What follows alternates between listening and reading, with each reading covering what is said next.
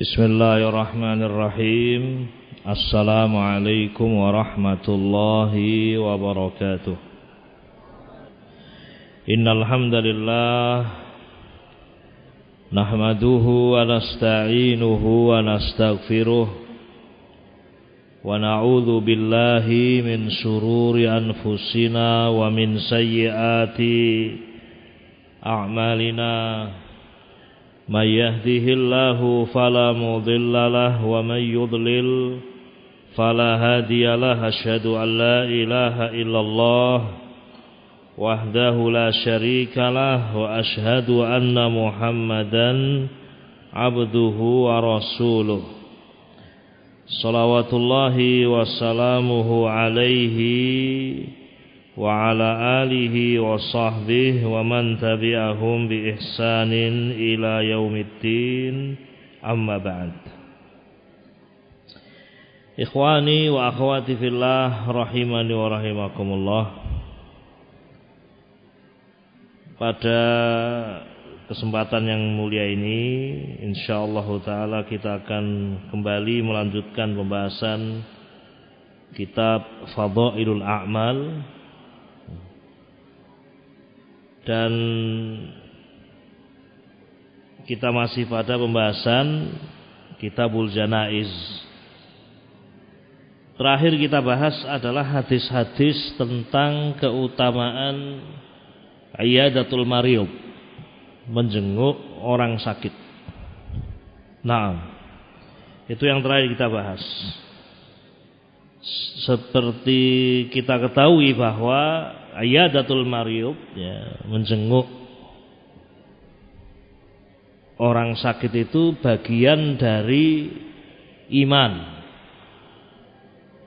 Bagian dari iman. Bagian dari hak seorang muslim atas saudaranya. Sebagaimana disebutkan dalam hadis, haqqul muslim ala muslim sittun. Hak seorang muslim atas saudaranya, ya, muslim ada 6. Di antaranya 6, bukan batasan 6, tetapi di antaranya 6. Idza laqitahu fasallim alaih. Jika kamu berjumpa dengannya, ucapkan salam, fasallim alaih. Wa idza da'aka fa'ajibhu, jika saudaramu mengundang kamu, ajibhu, penuhi undangannya. Wa idza stansahaka fansah lahu, jika saudaramu minta nasihat, beri nasihat. Ya. Wa idza 'atisha fahamidallah fashammithu, jika saudaramu bersin kemudian mengucapkan alhamdulillah, fashammithu, ya, doakan yarhamukallah. Wa idza marida fa'udhu, jika saudaramu sakit, apa? Jenguklah, fa'udhu. Wa idza mata fatba'hu, jika saudaramu mati, ikuti jenazahnya. Ya. Artinya ma'asyiral muslimin rahimani wa rahimakumullah, hadis ini menunjukkan bahwa menjenguk orang sakit, menjenguk saudara kita muslim itu adalah amalan yang mulia. Karena termasuk bagian dari iman, bagian dari hak seorang muslim atas saudaranya. Naam. Kemudian juga ma'asyiral muslimin rahimani wa rahimakumullah, Nabi sendiri alaihi salatu wassalam mencontohkan Iyadatul Marid, menjenguk orang sakit. Waktu itu kita sebutkan, ya, faedah bahwa Imamul Bukhari rahimahullah di dalam kitab beliau Al-Adabul Mufrad itu mengumpulkan hadis-hadis tentang Iyadatul Marid, ya, menjenguk orang sakit dalam banyak bab. Menjenguk orang sakit, ya, yang pingsan misal, menjenguk orang sakit di waktu malam, menjenguk orang sakit masyian berjalan. Intinya banyak sekali contoh Nabi alaihi salatu wassalam beliau menjenguk orang sakit.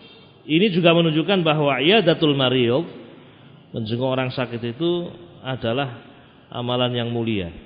Dalla alaihi nusus. Menunjukkan atas hal itu dalil-dalil Alkitab was sunnah. Taib. Juga kita mengingatkan pada kesempatan yang telah lalu tentang menjenguk orang non muslim yang sakit. Kalau tadi kan kita bahas ya, menjenguk orang sakit itu hak seorang muslim atas muslim yang lain. Nah, kalau yang sakit itu bukan muslim, kafir, juga sudah kita sebutkan, ikhwan. Iyadatuhum, menjenguk mereka dikala sakit, bukan semata-mata menjenguk. Ya. Tetapi ketika seorang akan menjenguknya harus dalam rangka dakwah ilallah. Ya. Dalam rangka mendakwai dia. Barangkali dia akan terbuka hatinya, dia akan mendapatkan hidayah, dia akan tergerak hatinya untuk masuk Islam. Kita sebutkan contoh waktu itu, antum ingat tidak contohnya? Barangkali antum ada catatannya. Tidak ada. Tapi ingat tidak? Lupa semua. Ya, namanya belajar itu kadang lupa memang. Makanya harus dimurojaah. Nabi menjenguk seorang pemuda Yahudi. Dalam Sahih Bukhari disebutkan, ya, disebutkan dalam Sahih Bukhari ada seorang pemuda Yahudi yang dia perangannya baik. Kana yakhdumun Nabi alaihi salatu wassalam. Kana yakhdum, biasa berkhidmah kepada Nabi, membantu Nabi. Entah membantu apa, yang penting dia yakhdumun Nabi alaihi salatu wassalam. Sampai suatu saat pemuda ini tidak kelihatan. Kemana dia? Nabi mencari. Beliau mendapatkan berita bahwa pemuda Yahudi ini sakit. Nabi pun menjenguk sang pemuda ini, ya, apa sekedar menjenguk atau mengajak Islam? Mengajak untuk masuk Islam. Ini yang penting, ikhwan. Nabi alaihi salatu wassalam datang ke pemuda ini, duduk di sampingnya, kemudian ya mengajak dia masuk Islam. Sampai akhirnya pemuda ini mengucapkan asyhadu alla ilaha illallah wa asyhadu anna Muhammadar Rasulullah. Masuk Islam. Nabi pun keluar dari rumah pemuda ini seraya mengucapkan kalimat hamdalah, pujian, bertahmid beliau. Beliau mengucapkan alhamdulillah alladzi anqadhahu minan nar. Segala puji bagi Allah yang telah menyelamatkan orang ini, pemuda ini dari api neraka. Jadi bukan sekedar jenguk, ya, tawaddud, ya, kedekatan, kecintaan lah, enggak, ikhwan. Ya. Tetapi ad-da'wah ilallah. Seperti itu pula kalau kita berbuat baik kepada mereka, sebagai tetangga misal, Idul Adha kita menyembelih kambing, ya, atau sapi. Di antara bagian hewan korban atau hewan korban itu adalah hadiah. Jadi kalau ada yang bertanya, bolehkah diberikan kepada orang yang bukan Islam, tetangganya yang non Muslim? Beri, tidak apa-apa. Ya, itu merupakan bagian dari bagian hewan korban, hadiah. Dan ingat, ketika antum memberikan kepada mereka li ajli dakwah, dengan niat untuk dakwah ilal Islam, agar mereka juga merasakan betapa Islam itu agama yang indah. Nah, ini berbeda dengan zakat. Kalau zakat hanya untuk orang-orang Islam, ya kan.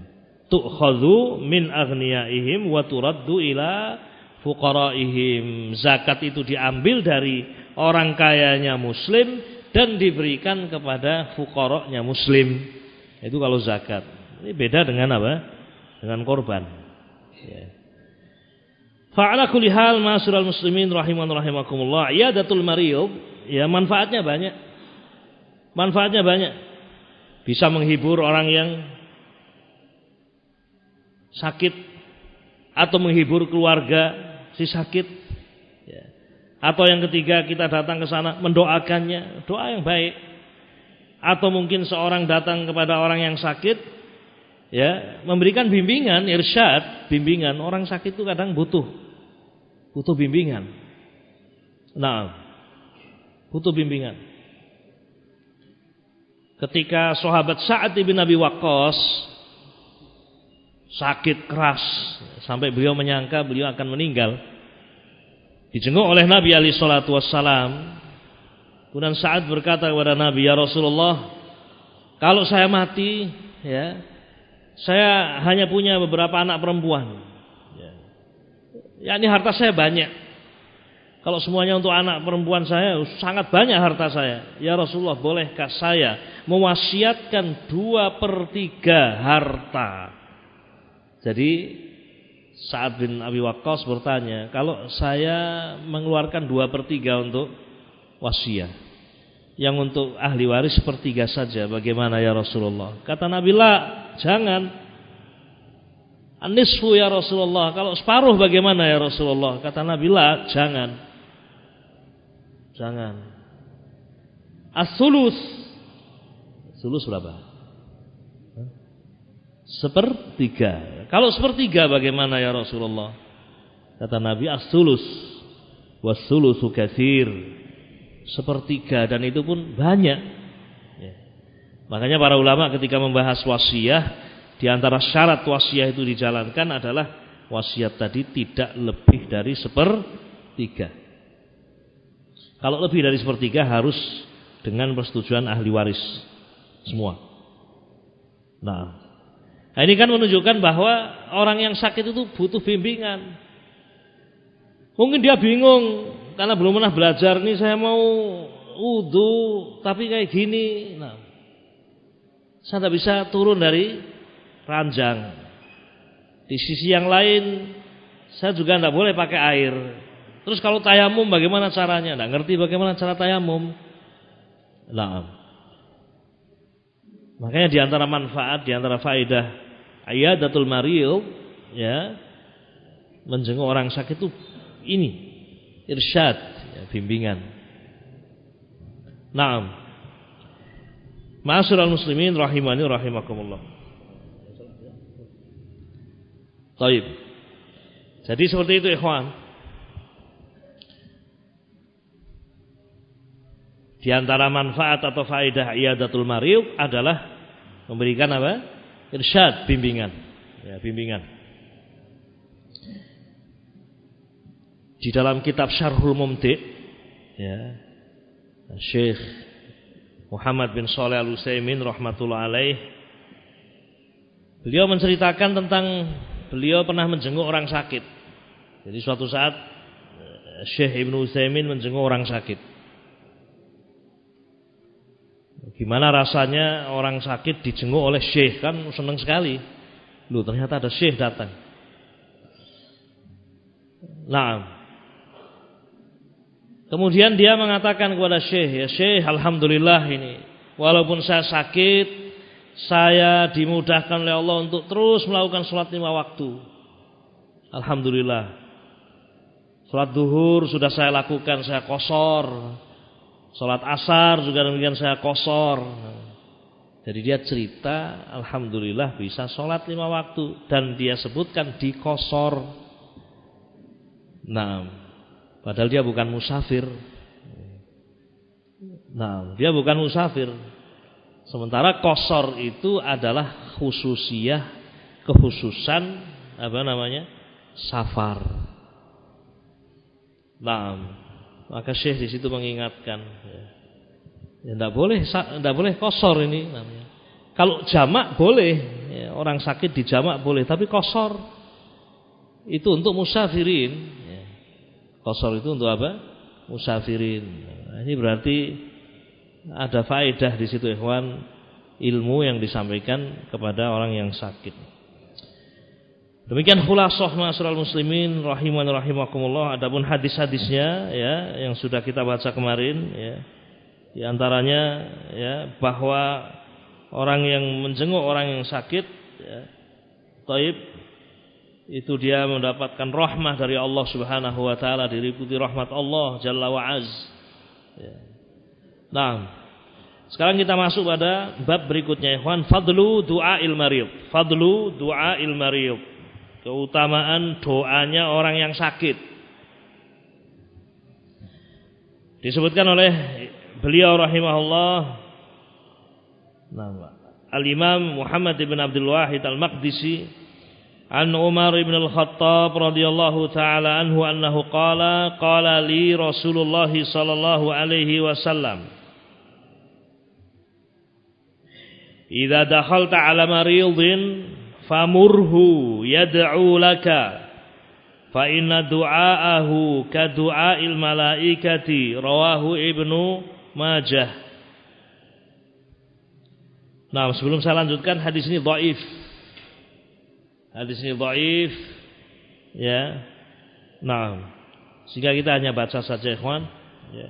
Dari Umar bin Khattab radhiyallahu taala anhu, beliau mengatakan, qala li Rasulullah sallallahu alaihi wasallam, Rasulullah berkata kepadaku, idza dakhalta ala maridin, jika kamu masuk menjenguk orang sakit, famurhu, minta tolong dia yang sakit itu, yad'ulak, mendoakan kamu.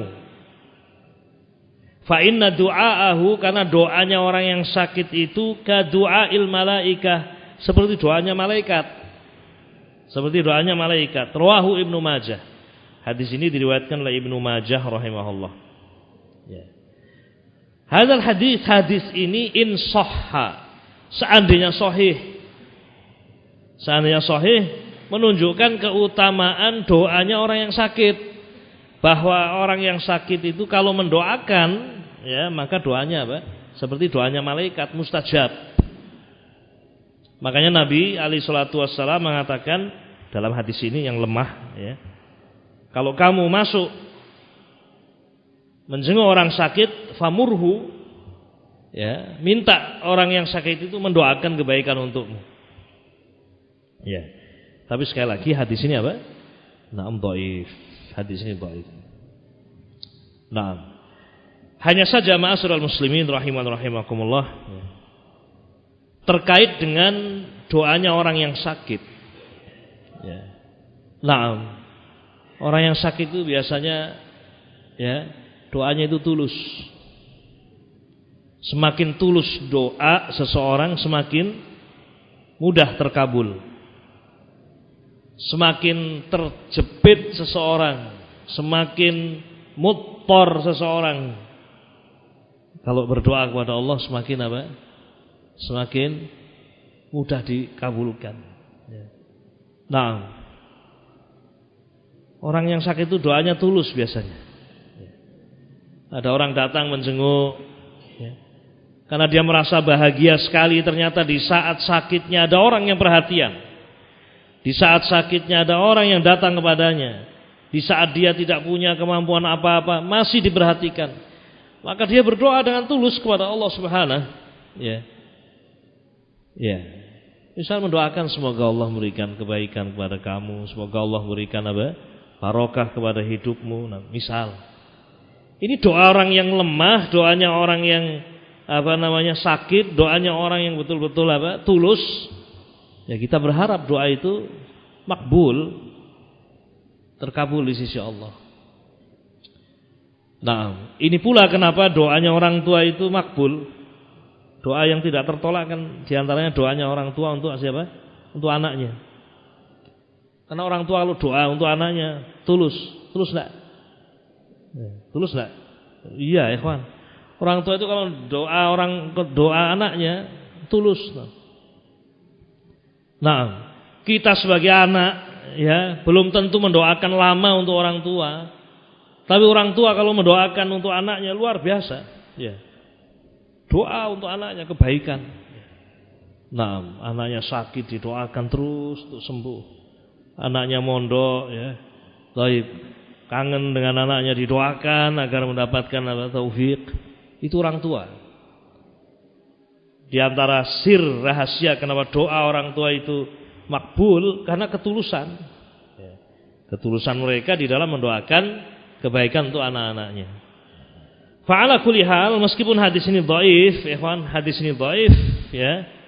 Maka doanya orang yang sakit, nah, yang seperti itu sifatnya, doa orang yang tulus, doa orang yang lemah, nah, insyaallah makbul. Nah, adapun kita minta tolong orang yang sakit untuk mendoakan, bisa jadi itu memberatkan. Memberatkan.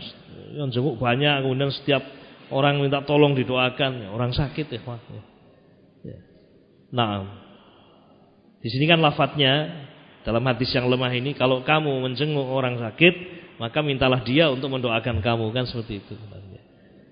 Fa'ala kulli hal, seandainya ini menjadi sebuah apa namanya? Ya, sebuah amaliyah, setiap orang yang datang minta didoakan, ini mungkin yasyuk alaihi, mungkin akan memberatkan mariyub, orang yang sakit. Wallahu a'lam bishawab. Ini hadis Naam Umar bin Khattab radhiyallahu taala anhu. Selesai ikhwan bab ini, masuk pada fasal berikutnya. Qala al-muallif rahimahullah, berkata muallif, fadlul amrad, keutamaan penyakit-penyakit. Baik. Apa ini maksudnya bab ini? Keutamaan penyakit. Tayyib, ikhwatil kiram rahimakumullah, harus diyakini bahwa tidaklah Allah Subhanahu wa taala menciptakan sesuatu kecuali li hikmatin azimah. Kecuali karena ada hikmah yang sangat besar yang kita sebagiannya mungkin tahu, tetapi banyak yang kita tidak tahu. Nah, Allah menciptakan sesuatu yang kita lihat sepertinya syar, jelek, tetapi hikmahnya besar. Banjir misal, baik atau buruk mas banjir? Banjir itu baik atau buruk? Senyum atau banjir baik atau buruk? Tidak bisa menjawab. Banjir baik atau buruk? Buruk. Iya. Yakin? Betul mas? Ya. Buruk, ya. Syar dalam pandangan kita, ya man. Ya. Ya siapa orang suka banjir? Antum ingin antum kebanjiran mas? Kan tidak ya kan. Memang itu syar. Ya. Taib. Lagi tidur enak-enak ya kan, di atas kasur, kasurnya di bawah, tiba-tiba kok naik kasurnya ya kan. Sambil goyang-goyang. Enak dah mas? Goyang-goyangin loh kasurnya. Tapi banjir. Ya, kan tidak enak ya. Rumah kebanjiran, wah, luar biasa ya. Nasallallahu alaihi wasallam. Memang itu syar. Termasuk juga sakit. Ya kan? Sakit itu dalam pandangan kita syar, jelek. Dan kita harus ingat dan wajib meyakini Allah Subhanahu wa taala lah yang menakdirkan segala sesuatu, baik itu yang baik atau yang buruk. Disebutkan dalam hadis Jibril tentang iman kepada takdir, wa tu'mina bil qadari khairihi wa syarrih. Kamu beriman kepada takdir yang baik atau yang buruk, itu semuanya minallah. Allah yang menakdirkan. Tetapi ma'asyiral muslimin, meskipun dalam pandangan kita itu syar, jelek, tetapi Allah Subhanahu wa taala tidak menciptakan segala sesuatu itu dengan sia-sia, tidak. Nah, bahkan sesuatu yang tampaknya sepertinya jelek di hadapan kita, namun di sana ada hikmah yang besar. Di balik itu ada hikmah yang besar. Allah berfirman dalam Al-Qur'an, "Zaharal fasadu fil barri wal bahri bima kasabat aydin nas." Nah, liyudhiqahum ba'dalladzi 'amilu la'allahum yarji'un. Demikian firman Allah dalam surah Ar-Rum. Zaharal fasadu, Telah tampak fasad, kerusakan, kan kejelekan, ya. Telah tampak kerusakan, kejelekan fil barri wal bahri, di sekitar kita, darat, laut. Itu semuanya terjadi bima kasabat aydin nas, dengan sebab perbuatan tangan manusia, ya, sebab dosanya manusia. Nah, tapi apakah ada hikmah di balik itu? Naam, ada hikmah di balik itu. Liyudhiqahum ba'dalladzi amilu, untuk Allah menimpakan kepada mereka, ya, agar mereka merasakan sebagian dari akibat apa yang mereka lakukan. La'allahum yarji'un, barangkali mereka kembali. Ada hikmah di situ. Yarji'un, kembali kepada al-haq, bertobat kepada Allah. Orang kalau sehat terus sombong, tapi di saat dia kemudian sakit, oh ternyata, ya, saya tidak bisa apa-apa kalau sakit. Yang tadinya lupa dengan nikmat sihah, ya, kesehatan, dengan sakit dia baru sadar selama ini dia kurang bersyukur pada Allah, sehingga dia pun kemudian apa? Bersyukur pada Allah atas nikmat-nikmatnya. Naam. Termasuk diciptakannya iblis syar, ikhwan, jelek, ikhwan. Tetapi Allah Subhanahu wa taala menciptakan syar ini, kejelekan ini, ya, tentu hikmah yang besar, ikhwan. Di antaranya ikhtibar, ujian bagi manusia, agar tampak siapa di antara manusia yang taat kepada Allah Subhanahu, atau justru malah mentaati jalan dan mengikuti jejak iblis dan bala tentaranya. Nah, jadi sekali lagi ma'asyiral muslimin rahiman rahimakumullah, sesuatu yang, ya, kita lihat syar, jelek, nah, Allah Subhanahu wa taala tidak menciptakan semata-mata kejelekan tanpa hikmah, termasuk amrad, termasuk penyakit. Sedang safar kemana? Ethiopia atau kemana ini? Coba tanya. Mungkin sudah sampai Somali. Nah, sampai mana, Mas?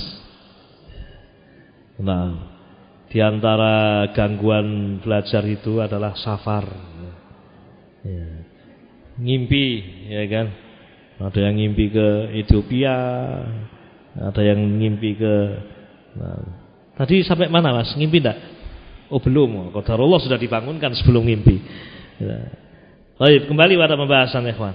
Jadi amrad, penyakit-penyakit itu, ya, tidaklah Allah ciptakan kecuali ada hikmah yang sangat besar. Di antaranya apa yang akan kita baca di sini, ikhwan, hadis-hadis Nabi alaihi salatu wassalam, pembahasan fadlul amrad, keutamaan penyakit, yakni bab ini menjelaskan sebagian dari hikmah amrad, penyakit-penyakit. Hadis yang pertama, ma'asyiral muslimin rahiman rahimakumullah, qala al-muallif rahimahullah an Suhaib radhiyallahu ta'ala anhu anna Rasulullah sallallahu alaihi wasallam qala ajaban li amril mu'min inna amrahu kullahu lahu khair in asabathu sarra'u syakara fakana khairan lahu wa in asabathu dharra'u sabara fakana khairan lahu wa laysa dzalika li ahadin illa lil mu'min, rawahu Muslim. Nabi pernah bersabda, ajaban, sungguh mengagumkan, li amril mu'min, urusan seorang yang beriman. Orang yang beriman itu mengagumkan, kata Rasul. Kenapa? Inna amrahu kullahu lahu khair, karena semua yang menimpa dia itu kebaikan, menjadi kebaikan bagi seorang mukmin. In asabathu sarra, ketika seorang mukmin diberi oleh Allah sarra, kelapangan, rezeki, kesehatan, nah, syakara, dia bersyukur. Jadi ketika diberi kelapangan, seorang mukmin bersyukur, fakana khairan lahu, maka itu menjadi kebaikan baginya, tambah tinggi derajatnya, tambah tinggi keimanannya, tambah tinggi kemuliaannya di sisi Allah ketika dia mendapatkan kelapangan. Wa in asabathu dharra, namun ketika dia mendapatkan dharra, demikian pula. Terkadang orang di atas, terkadang di bawah. Ya, terkadang kaya, kemudian Allah uji dengan kemiskinan. Menimpa dia dharra, kesempitan, termasuk amrad, penyakit-penyakit. Seorang mukmin ketika diberi oleh Allah ujian berupa kesempitan, termasuk amrad, penyakit-penyakit, sabara, dia sabar. fakana khairan lahu, maka itu menjadi kebaikan baginya. Walaysa dzalika li ahadin illa lil mu'min, dan itu tidak ada didapatkan, diperoleh kecuali oleh orang-orang yang beriman. Jadi ada bukunya toh. Jadi apa? Jadi sakit itu ada hikmahnya bagi orang-orang yang beriman. Semakin tampak dia orang yang beriman, semakin dia merasakan manfaat iman, ya, dan juga menjadi sebab dia meraih kebaikan di sisi Allah Subhanahu wa ta'ala. Naam. Nabi pun sakit, Nabi pun mendapatkan kesempitan, ya. Naam. Bagaimana Nabi Ayub mendapatkan penyakit sampai belasan tahun, ikhwan. Nabi Ayub, Nabi Yusuf berpisah dengan ayahnya, ya, Yakub, bertahun-tahun kesempitan, kesulitan, kesedihan. Nah, semuanya semakin menampakkan kemuliaan mereka. Nah, kita baca kisahnya Nabi Ayub, kita membaca kisahnya Nabi Yusuf. Tidaklah kita baca kecuali kita betul-betul melihat betapa keimanan itu adalah sebab kebaikan. Nah, selesai ikhwan, ini hadis yang pertama. Jelas di sini menunjukkan di antara hikmah Allah Subhanahu wa taala menciptakan amrad, penyakit-penyakit. Ya. Ini yang dimaksud dengan fadlul amrad, keutamaan apa? Penyakit. Yang dimaksud adalah ini, wallahu alam. Hadis yang kedua.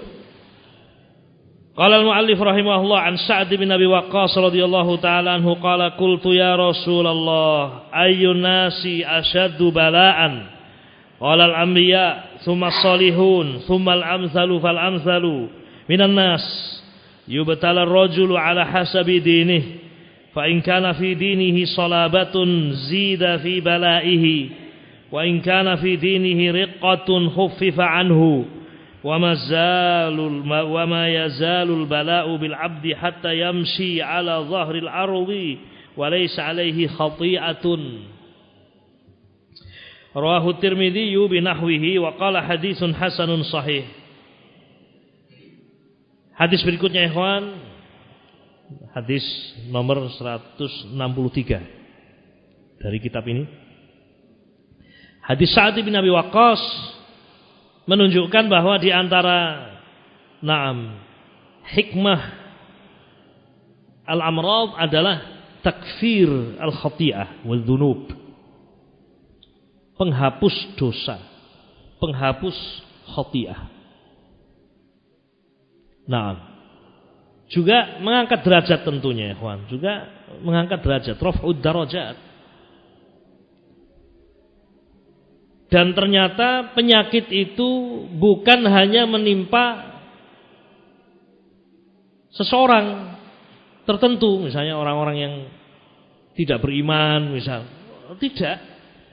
Justru kita dapatkan dalam hadis ini orang yang paling berat balaknya, balak itu macam-macam, bisa jadi penyakit, ya, atau ujian-ujian yang lain. Justru yang paling berat balak atau ujiannya adalah para nabi, para rasul. Kemudian setelah itu orang-orang yang soleh, kemudian yang di bawahnya dan seterusnya. Kata Nabi alaihi salatu wassalam sebagaimana dalam hadis ini, berkata Sa'd ibn Abi Waqqas, ya Rasulullah, ayyun nasi asyaddu bala'an? Siapakah di antara manusia yang paling berat balaknya? Qala, Nabi mengatakan al-anbiya, para nabi, merekalah orang-orang yang paling berat balaknya, ujiannya. Balak itu umum, ikhwan, ya, ujian, ya, penyakit, ya. Nah, berarti kalau dari sini, ya, nabi yang paling berat balaknya siapa? Para nabi kan paling berat balaknya. Terus di antara para nabi yang paling berat balaknya siapa? Siapa? Nabi siapa? Ya Nabi Muhammad SAW. Ya.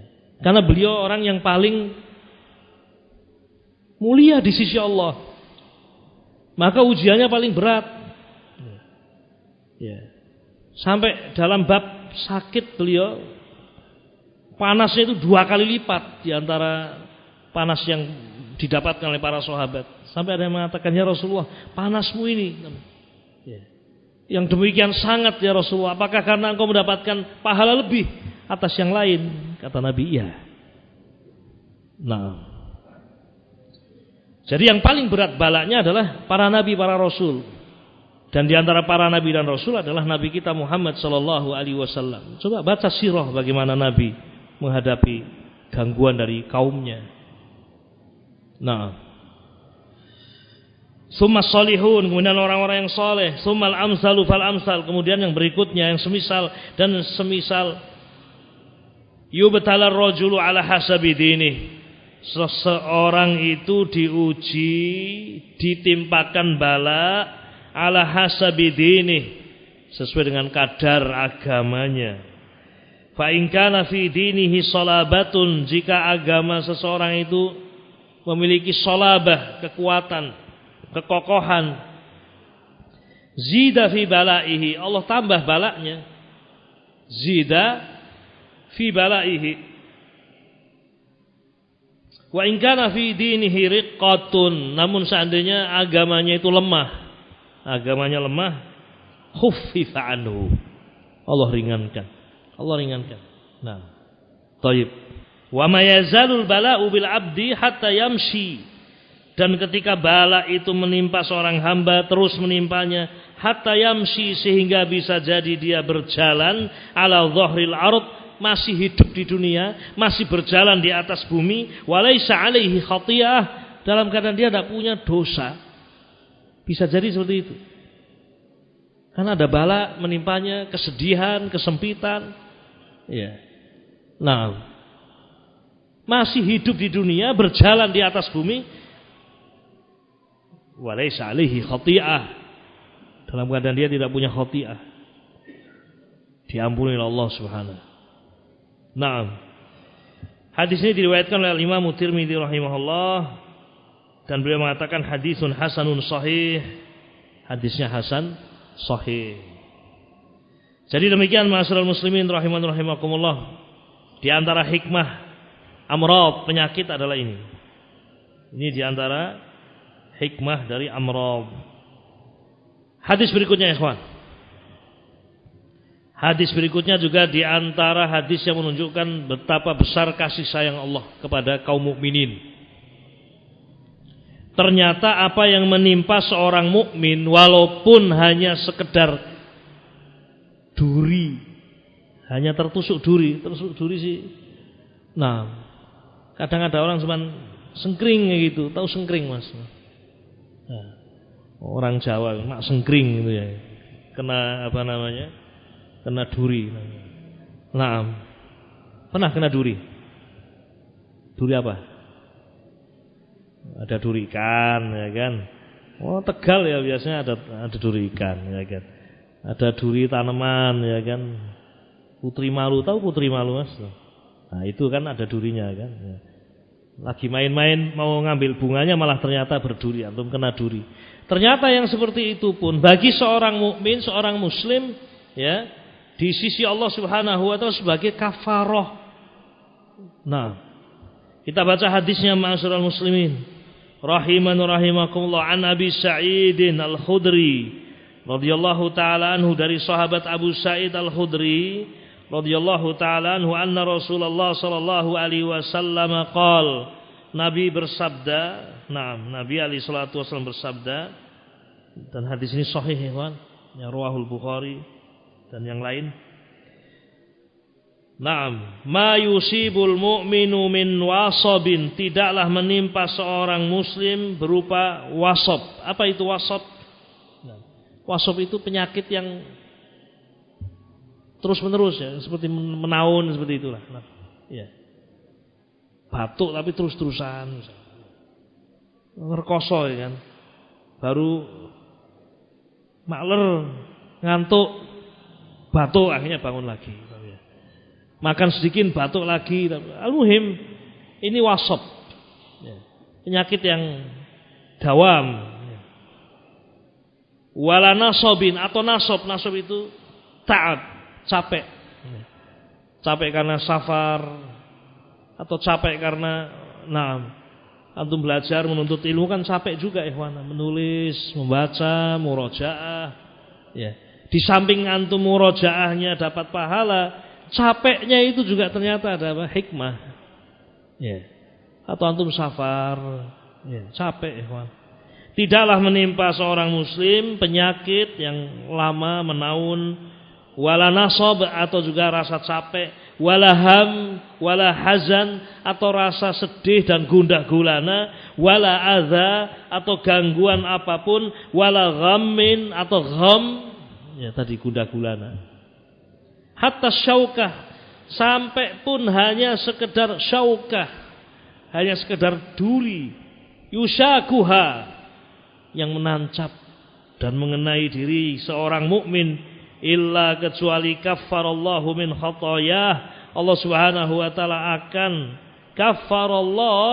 Allah akan menjadikan sebab dihapuskan dari dosa-dosanya. Naam. Sehingga seorang mukmin itu memang barokah hidupnya. Barokah. Nah, apapun yang menimpa seorang muslim, capek, lelah, sakit, ya. Nah, itu menjadi kebaikan, ya. Hadis ini kata muallif rahimahullah akhrajahu fi sahihain. Al-Bukhari dan Muslim mengeluarkan hadis ini di dalam sahihain bimakna dengan maknanya.